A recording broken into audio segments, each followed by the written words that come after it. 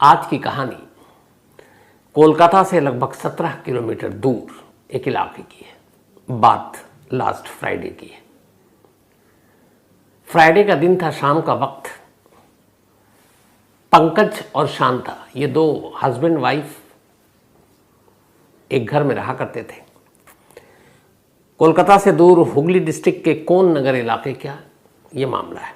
तो कोन नगर में पंकज और शांता रहा करते थे। शांता एक रेस्टोरेंट में काम करती थी और पंकज एक शॉप में कोलकाता में। कोलकाता से 17 किलोमीटर की दूरी की बात है। तो उस वक्त दोनों अपने अपनी ड्यूटी कर रहे थे, शांता भी और पंकज भी। घर में सिर्फ उनका एक 8 साल का बेटा था जो 4th क्लास में पढ़ता था। शाम का वक्त था। उनके पड़ोस में उनका एक कज़न रहा करता था। हमेशा वो ट्यूशन पढ़ने के लिए जाता था। वो थोड़ा सीनियर था और जब ट्यूशन पढ़ के आता तो फिर अपने उस कज़न, उस बच्चे जिसका नाम स्नेहांशु है, उसके साथ थोड़ा खेलने चला जाता था। तो फ्राइडे की शाम भी वो घर आया और स्नेहांशु के साथ खेलने के लिए उसके घर में दाखिल हुआ। उसे पता है कि उसके मम्मी पापा दोनों 6 बजे से पहले लौटते नहीं हैं। लेकिन जैसे ही वो घर के अंदर दाखिल हुआ, उसकी चीखें निकल गईं। वो बदआवाज़ घर से बाहर भागा और ज़ोर ज़ोर से रोने लगा, चिल्लाने लगा। आस पड़ोस के लोगों ने देखा, वो घर के अंदर दाखिल हुए, हर एक की चीखें निकल गईं। घर के अंदर 8 साल के स्नेहांशु की लाश पड़ी थी। चारों तरफ खून फैला हुआ था। देख कर लगता था कि जिसने भी मारा है बहुत बुरी तरह से मारा है। फौरन मामला पुलिस तक पहुंचा। पुलिस की एक टीम आई। माँ बाप को घर कॉल किया गया। माँ बाप भी घर पहुंचे। अब उस बच्चे के जिस्म पर अलग अलग चोट के निशान, चाकू के निशान। एक गणेश जी की मूर्ति रखी थी, उस मूर्ति के ऊपर खून के निशान। मूर्ति वहीं पड़ी हुई थी, इसका मतलब उससे भी उठाकर मारा गया। कमरे में एक टेबल था, टेबल का कोना भी खून से सना हुआ था, इसका मतलब उसके सर को उस टेबल से भी मारा गया। किचन में इस्तेमाल होने वाला एक चाकू मौके पर पड़ा हुआ था, उस चाकू में भी खून, उससे भी मारा गया था। तो मतलब सर पे अलग अलग चीज़ों से वार, फिर चाकू से वार। जो भी था वो यकीन कर लेना चाहता था कि ये बच्चा मर जाए। गौर से देखा गया तो उसके दोनों हाथों की नसें भी कटी हुई थी, चाकू से काटा गया था ताकि इतना खून बह जाए कि बचने की कोई गुंजाइश न बचे। खैर, पुलिस आती है। माँ बाप का रो रो कर बुरा हाल, पूरा इलाका सन्न है। एक ही बेटा उनका, शादी 10 साल पहले हुई थी। 2 साल के बाद शादी के स्नेहांशु पैदा हुआ था और अब 8 साल की उसकी उम्र हो चुकी थी। अब पुलिस मामले की तफ्तीश करती है लेकिन कोई सुराग नहीं मिलता। आस पड़ोस के लोगों से पूछताछ करती है, हस्बैंड वाइफ के रूटीन को चेक करती है, कोई सुराग नहीं मिलता। इधर बच्चे का इस तरीके से घर के अंदर कत्ल, आस पड़ोस के लोग सख्त नाराज। पुलिस के खिलाफ भी वो लोग नारेबाजी भी कर रहे हैं कि कातिल को ढूंढो। और माँ बाप का रो रो कर बुरा हाल, क्योंकि उनका इकलौता बेटा और उसको इस तरीके से घर में घुसकर मारा गया। अब पुलिस की एक जो कमिश्नर थे, उन्होंने एक सीनियर टीम बनाई, फॉरेंसिक टीम पहुंची। मौके पर डॉग स्क्वाड पहुंचा, पर कोई फायदा नहीं। पुलिस तफ्तीश करती रही। इसी तफ्तीश के दौरान अब पुलिस ने फिर लगा कि कुछ मामला गड़बड़ है, क्योंकि परिवार की किसी से दुश्मनी नहीं। 4 साल का, 8 साल का बच्चा है, 4th क्लास में पढ़ता है, कौन मार सकता है। फिर ये हुआ कि शायद स्कूल में कुछ झगड़ा हुआ। माँ बाप से पूछताछ की गई तो माँ बाप ने बताया कि पिछले हफ्ते स्कूल में एक सीनियर लड़के से झगड़ा हुआ था और उन दोनों के बीच झगड़ा हुआ है। इसके ऊपर स्नेहांशु के माँ बाप ने उस बच्चे के माँ बाप से कंप्लेंट भी किया। अब उस बच्चे और उसके पेरेंट्स से भी बातचीत हुई, लेकिन कोई ऐसा सबूत नहीं मिला कि वो बच्चा जो है इस कत्ल में कहीं से भी शामिल हो, क्योंकि जो इंसिडेंट हुआ उस दिन उसका लोकेशन कहीं और है। अब पुलिस ने फिर से ज़ीरोइंग किया उसी घर से। उसने कहा कि तफ्तीश यहीं से करते हैं, क्लू मिलेगा तो यहीं से मिलेगा। अब पुलिस ने बड़ी बारीकी से घर की छानबीन शुरू की।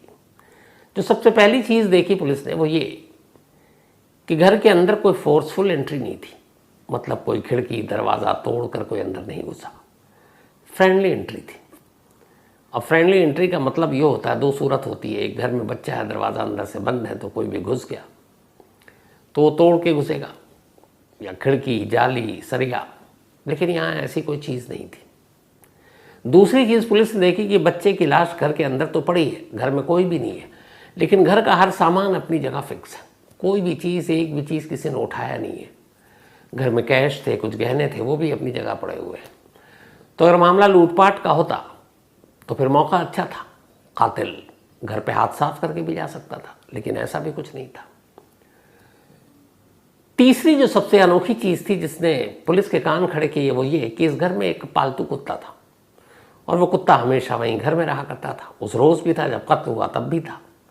पुलिस ने आस पड़ोस के लोगों से पूछा कि क्या जब ये इंसिडेंट हुआ, इंसिडेंट भी जो ये हुआ वो हुआ करीब 2 से 4 के दरमियान, क्योंकि 4 सवा 4 के बीच में उसका कज़न आ गया था और उसी ने फिर ये सबसे पहले देखा इस लाश को। तो 2 से 4 के बीच जब वो स्कूल से बच्चा आ गया था तो पूछा गया कि क्या किसी ने कुत्ते के भौंकने की आवाज़ सुनी। तमाम लोगों ने कहा नहीं। अच्छा, आसपास में घर बिल्कुल सटे हुए हैं, बराबर बराबर में, और कुत्ता भौंकता तो कई बार पड़ोसियों ने बताया भी कि अगर वो अलग तरीके से भौंकता है, लगता है कोई अनजान है, तो वो लोग भी बाहर निकल आते हैं या आवाज़ देते हैं कि पंकज या उसकी वाइफ शांता कि देखो क्यों भौंक रहा है। लेकिन उन्होंने कहा कि फ्राइडे की दोपहर 2 से 4 के बीच में उन्होंने कुत्ते को भौंकते हुए सुना ही नहीं।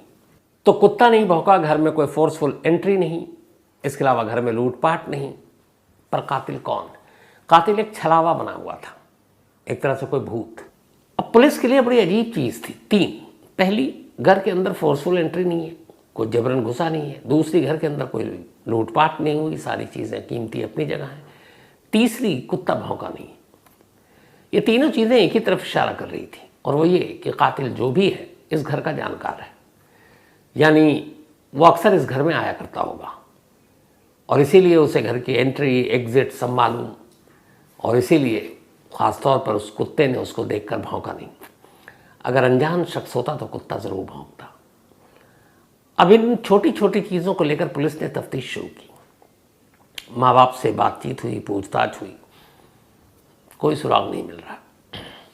इस दौरान में पुलिस वालों ने आस पड़ोस के तमाम लोगों के फ़ोन नंबर लिए, पेरेंट्स के भी नंबर लिए कि शायद इनके मोबाइल के ज़रिए कुछ ऐसे नंबर पता चलें जिससे इनकी किसी से दुश्मनी हो, कोई कातिल हो, तो उनके नंबरों को भी ट्रेस करें। तो पंकज और शांता के भी नंबर लिए गए, पड़ोसियों के भी नंबर लिए गए, लेकिन कोई सुराग नहीं मिल रहा है। फ्राइडे की बात थी, दिन बीतता जा रहा है, लोगों का गुस्सा बढ़ता जा रहा है। 8 साल का एक मासूम कत्ल क्यों और इतनी बेदर्दी से क्यों, इस क्यों का जवाब हर कोई जानना चाहता है। उधर माँ बाप रो रो कर हलकान परेशान, पुलिस के ऊपर भी प्रेशर। अब पुलिस एक चीज़ पर तो तय थी, और वो ये कि कातिल जो भी है वो इस घर का जानकार है, लेकिन कौन? इस दौरान में घर के आसपास के तमाम सीसीटीवी फुटेज भी पुलिस ने खंगाले, लेकिन उसमें कोई ऐसी चीज़ या लीड मिला नहीं। फिर भी पुलिस ने कहा कि घर के आसपास नहीं तो घर के थोड़ी दूरी पर भी कुछ देखो, क्योंकि ये वो इलाका है जिसमें अगर कोई अनजान शख्स आता जाता है और वो टाइमिंग मैच करे 2 से 4 तो भी कुछ क्लू मिल जाए। तो इन तमाम कोशिशों में लगी हुई थी पुलिस, तभी अचानक इस गांव के एक एक्स प्रधान, पूर्व प्रधान ने एक रोज़ पुलिस को फ़ोन किया। उसने कहा कि साहब मेरे घर के बाहर सीसीटीवी फुटेज है, कैमरा लगा हुआ है और वो पूरे सड़क को कवर करता है, और जो भी शख्स इस कॉलोनी में दाखिल होता है या वापस जाता है वो सारे लोग रिकॉर्ड हो जाते हैं। पुलिस ने कहा भाई वो सारी फुटेज दे दो। प्रधान ने पुलिस को दे दिया। पुलिस ने उसको देखना शुरू किया, कोई ऐसा क्लू मिल नहीं रहा है। लेकिन वो टाइमिंग वाली बात थी, वो फिर पुलिस को ध्यान आया। उन्होंने कहा अब देखो कि 2 से पहले इस इलाके में कौन आया और 4 के आसपास कौन निकल रहा है। तो जितने लोग कैमरे में कैद होते गए उन सबको एक एक कर देखना शुरू किया गया। गांव के प्रधान को बिठाया गया, पूछा गया इनको आप जानते हो, इनको आप जानते हो। उसने हर एक को बताना शुरू किया, हाँ जानते हैं। इसी दौरान अब इस सीसीटीवी फुटेज को जब गहराई से देखा जाने लगा तो अचानक एक जगह पर इस कैमरे में एक महिला जाती हुई दिखाई देती है। वो फुटेज है, वो आप देख सकते हैं। अब ये महिला थोड़े तेज कदमों से चल रही है, एक हाथ में इसके बैग है, लेकिन चेहरे पे मास्क है। अब मास्क आजकल चूंकि कोरोना का इतना कहर है नहीं और लोग अब इतने डरे हुए नहीं हैं, मास्क बहुत कम लगाते हैं। अब तो कोई मास्क लगाते हुए दिख जाता है तो ये भी लगता है कि यार कितना एहतियात बरत रहा है। हालांकि अच्छी चीज़ है, मास्क लगाना चाहिए, लेकिन वहाँ जितने लोग गुजर रहे हैं सब यूं ही हैं, बेपर्दा हैं, चेहरे पे कुछ नहीं है। लेकिन वो महिला जो जा रही है वो मास्क लगा कर जा रही है। जब दूसरी चीज़ पुलिस ने गौर किया, रिवाइंड और ये सब करके, तो पता चला कि इसके आने का टाइम कॉलोनी में वो 2 के आसपास है और जाने का टाइम 4 से 4:15 के बीच का है। इसका मतलब है वो कि करीब 2 घंटे के आसपास यहाँ रही। अब जब ये हुआ, लेकिन पुलिस का चेहरा ढका हुआ है, उसका, माफ़ कीजिएगा, महिला का पहचान शिनाख्त में कैसे आए। पुलिस वालों ने बुलाया पंकज और शांता को, पति पत्नी को, और बोला कि एक महिला है जो सस्पेक्ट लग रही है, इनमें से पहचानते हैं। शांता ने मना कर दिया कि चेहरा तो दिख नहीं रहा। पुलिस ने उसको थोड़ा जूम वूम करके दिखाया। अचानक पंकज पहचान गया उसे। पंकज ने कहा, मैं जानता हूँ, ये मेरी वाइफ की सहेली है, इसका नाम इफ़त परवीन है, और ये वहीं उसके घर से करीब 17 किलोमीटर दूर एक इलाके में रहती है। तो अब पुलिस ने कहा कि जब आप इसको पहचानते हैं तो आपकी वाइफ इसको क्यों नहीं पहचान पाई। उसने कहा, चेहरे पे मास्क है, हो सकता है कि वो ना पहचान पाई हो। तो वाटगंज एक जगह है जो इस पंकज और शांता के घर से करीब 17 किलोमीटर दूर है। पुलिस ने कहा, कंफर्म है? उसने कहा। अब पुलिस ने कहा, अगर आपकी सहेली है तो नंबर भी होगा। तो पुलिस ने वो नंबर लिया, और जब वो नंबर लिया तो फिर पेरेंट्स का और पड़ोसियों का नंबर पहले से भी लिया हुआ था। अब इफ़त के एक CDR निकाली गई। तो जब इफ़त की CDR निकाली गई तो एक बड़ी अजीब चीज़ पता चली। पता ये चला कि दोपहर करीब 1 बजे से तक उस दिन फ्राइडे को इफ़त का मोबाइल ऑन था, लेकिन 1 के बाद उसका मोबाइल बंद हो जाता है, और इसके बाद फिर वो मोबाइल ऑन होता है रात 8 बजे, मतलब करीब 7 घंटे के लिए मोबाइल स्विच ऑफ। अब इस दौरान में 2 से 4 के दरमियान इफ़त वाटगंज से छोड़कर इस इलाके में जहाँ पे ये दोनों रहा करते थे वहाँ पाई जाती है। तो आमतौर पर आदमी कभी दूर जाता है, 25-27 किलोमीटर ठीक ठाक दूरी है, तो मोबाइल लेकर चलता है, लेकिन वो मोबाइल लेकर नहीं आई, और मोबाइल निकलने से घर से पहले स्विच ऑफ, और घर पहुंचने के बाद फिर से ऑन। ये बात खटकी। अब पुलिस ने इफ़त के जब मोबाइल को खंगाला तो देखा कि उससे शांता की बड़ी लंबी लंबी बात होती है, यानी पंकज की वाइफ की। अभी तक पुलिस की नज़र में पंकज सस्पेक्ट है। क्यों? क्योंकि उसकी वाइफ की सहेली है इफ़त, और उसने पहचान भी लिया। पुलिस को लगा शायद बाद में खुलासा ना हो तो इसलिए। लेकिन जब पंकज के कॉल डिटेल को खंगाला गया तो देखा कि उसका हाल में कभी उसने कॉल किया ही नहीं है, कई महीनों में। पिछला रिकॉर्ड भी निकाला गया, कोई बातचीत नहीं, कोई मैसेज नहीं, कोई ऐसी नहीं। लेकिन जब शांता के कॉल डिटेल निकाले गए तो शांता कई बार कॉल करे, वो भी रात 12-12 बजे तक, 2-2 बजे तक, दोनों घंटों बात करती। अब जब ये पता चला तो पुलिस ने चुपचाप पड़ोसियों से पूछताछ शुरू की। तो पता चला कि अक्सर इफ़त यहाँ घर आया करती है शांता के, और ख़ास तौर पर जब बच्चा स्कूल होता है तो ये दोनों घर में अकेले होते हैं और घंटों रहते हैं। फिर ये भी पता चला कि कई बार शांता इफ़त के घर जाती है वाटगंज, और वहाँ भी रहते हैं। अब इसके बाद पुलिस ने कहा कि चलो कॉल डिटेल के अलावा ज़रा इनके मैसेज को रिट्रीव कराते हैं। अब उन्होंने व्हाट्सअप मैसेजेस और ये सारे खंगालने शुरू किए। जब खंगालने शुरू किए तो पुलिस भौचक्की रह गई। शांता और इफ़त के ऐसे ऐसे मैसेजेस थे, ऐसी ऐसी तस्वीरें थीं जो एक गर्लफ्रेंड बॉयफ्रेंड के दौरान आमतौर पर होता है। अब ये जब सारी चीज़ें आ गई तो भी ठीक है, चलो, 2 महिलाएं आपस में रिश्ता, आजकल तो समलैंगिकता जो है और ये सारी चीज़ें, सुप्रीम कोर्ट में भी इसको लेकर बहस और सारी चीज़ें चल रही थी। तो ये रिश्ते और इसको लेकर पूरे विदेशों में, यूरोप में बहुत चर्चाएं हो रही हैं। तो यहाँ पे ठीक है कि चलो शांता और इफ़त के बीच में एक रिश्ता है, लेकिन उस रिश्ते से 8 साल के बच्चे के कत्ल का क्या मामला? क्योंकि शांता का बेटा है वो। अब पुलिस यहीं उलझ गई। लेकिन पुलिस ने पहले उन दोनों के रिश्ते के सारे सबूत इकट्ठा किए। जब सबूत इकट्ठा हो गए तो फिर वाटगंज से एक दिन इफ़त को उठा लिया। इफ़त को उठाने के बाद अब उससे लंबी पूछताछ हुई। जब उसने पूछताछ में सारी कहानी बताई तो फिर एक पुलिस की टीम श्रेयांशु के घर पहुंची और अब शांता को भी उठा लिया। इन दोनों को उठाने के बाद पुलिस ने एक बयान दिया और उसने कहा कि 8 साल के मासूम स्नेहांशु के कत्ल की गुत्थी सुलझ गई है और कातिल कोई और नहीं बल्कि स्नेहांशु की अपनी माँ और उसकी मौसी है, क्योंकि वो इफ़त को मौसी बोला करता था। शांता और इफ़त दोनों सहेलियाँ थीं। 2 सहेलियों के आपसी उन रिश्तों की वजह से एक 8 साल के मासूम बच्चे का कत्ल क्यों हुआ, अब इस सवाल का जवाब देना था और पुलिस ने इस सवाल का जवाब दिया। हुआ यूं कि कुछ दिन पहले, फ्राइडे से 1 या 2 दिन पहले, शांता और इफ़त दोनों घर में थे। बच्चे को स्कूल से जो वक्त होता था उसके आने से पहले, लेकिन दोनों इस हालत में थे कि वो भूल गए कि स्नेहांशु के घर लौटने का वक्त हो गया और इसी दौरान में वो घर के अंदर दाखिल हो गया और उसने अपनी माँ और मौसी को एक अजीब हालत में देखा। जब ये देखा तो माँ और मौसी ने भी देख लिया कि उसके बच्चे ने उन्हें देख लिया। अब वो दोनों घबरा गए। उन्हें लगा ये क्या, एक तो बच्चे से नज़र नहीं मिला पाएंगे, दूसरा इसने अगर इधर उधर स्कूल में या और कहीं बोलना शुरू कर दिया, उसके पिता को बता दिया, तो पूरी इज्जत खराब हो जाएगी।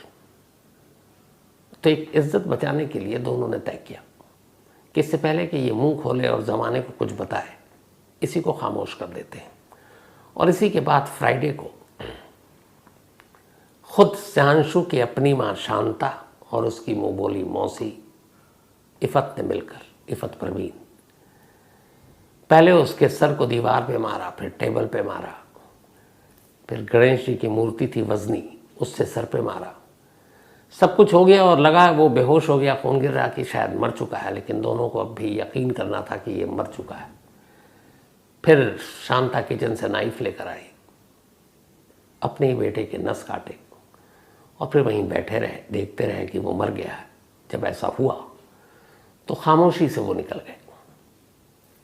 इफ़त इसलिए कैमरे में रिकॉर्ड हुई क्योंकि वो जिस रूट से उसे घर जाना था वो मेन सड़क थी जहाँ से उसे आगे चलकर बस पकड़नी थी।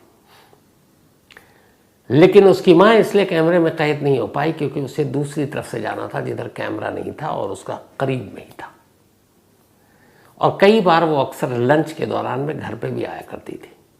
बच्चा जब छोटा था, अब तो 4th क्लास में था, तो वो डेली उसको लेने आती थी, अब कभी कभार आती थी। तो इसीलिए लोगों ने देखा ही नहीं और वो उस रूट पे थी जिस रूट से उसको फिर हाईवे की बस पकड़नी थी, तो इफ़त कैद हो गई। अब जब ये सारी चीज़ें आ गई, मोबाइल की बातें, ये वो, फिर पंकज से पूछताछ हुई। पंकज ने पुलिस को बताया कि ऐसा नहीं है कि मैं अंधेरे में था, मुझे भी इन दोनों के रिश्तों के बारे में पहले शक था, फिर यकीन हुआ, लेकिन घर ठीक ठाक चले, छोटा बच्चा था, तो मैंने समझौता कर लिया और मैं खामोश हो गया, फिर मैं बीच में नहीं आया। लेकिन ऐसा होगा, इस खामोशी का अंजाम ये मैंने नहीं सोचा था। अब एक बेटे का कत्ल कातिल के तौर पर माँ और उसकी सहेली, जब इलाके के लोगों को पता चला, कोई यकीन करने को तैयार नहीं है। लेकिन जैसा मैंने शुरू में कहा कि कोई रिश्ता बचा नहीं जिसके साथ जुर्म न हुआ, कोई रिश्ता बचा नहीं जो दागदार न हुआ। अब यह बताइए ये कत्ल की क्या वजह थी? एक अजीब वजह। और सबसे बड़ी बात ये, एक माँ अपने बच्चे के साथ एक अपने नाजायज़ रिश्ते को छुपाने के लिए इस हद तक जा सकती है, ये चीज़ें बेचैन करती हैं। पुलिस वालों का कहना था जो इस टीम में लगी हुई थी कि शायद वो बाहर कातिल को ढूंढते रहते और ये केस अभी सुलझ भी सकता था, लेकिन वक्त लगता। लेकिन सबसे ज़्यादा उन्हें जो शक हुआ था वो उसे एक घरेलू जो घर का कुत्ता था, उसके भौंकने की आवाज़ किसी ने नहीं सुनी और उसके बाद ही उन्हें यकीन हो गया था वह कुत्ता इसलिए नहीं भौंका क्योंकि वो उन लोगों को जानता है जो हर रोज़ उस घर में आते हैं। तो जिन्हें कुत्ता जानता उनको देखकर भौंकता नहीं है, बल्कि वो प्यार से दौड़ता उनके पास। तो पुलिस को यकीन था कि कातिल जो भी हो वो उस कुत्ते से भी अच्छी तरह से वाकिफ़ है और यही वजह है कि ये कत्ल इतनी जल्दी सुलझ गया। तो ये थी आज की अफसोसनाक